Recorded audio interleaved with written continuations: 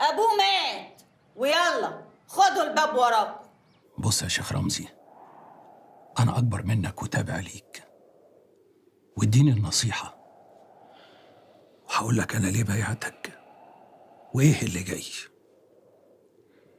الموت في سبيل الفكرة حياة، ما يغركش المبايعة ولا يهزك الموت.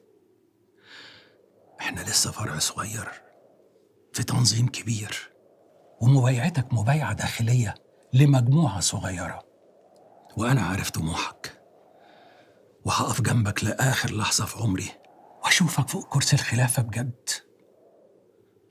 وعلشان ده يحصل طريق طويل وصعب وعقبات كتير ومشاكل أكتر.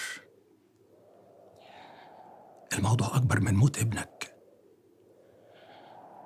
فصايل كتير مش معانا ولازم نكسبهم بالحيلة والمرونة والغدر ساعات، بس الغدر يكون في إطار الحق، الحق اللي احنا عارفينه يا شيخ رمزي واللي احنا شايفينه، حق أكبر فوق أي مصلحة شخصية.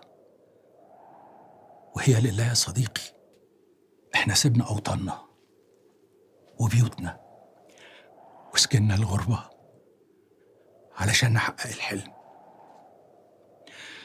أنا جنبك، هشاور وأدل وأخلص لحد الخلافة ما تكون حقيقية، حتى لو كنت معترض على حاجات، حتى لو كنت شايف حاجات كتير ناقصاك. مش وقته، المهم الدولة تقوم وساعتها نتحاسب. علشان ده يحصل التضحيات كتير،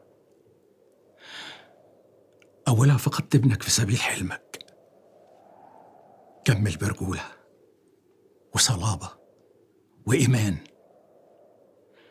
إيدي في إيدك وبكل صدق وثقة هنعمل صفقات مؤقتة حتى لو كانت مع الشيطان.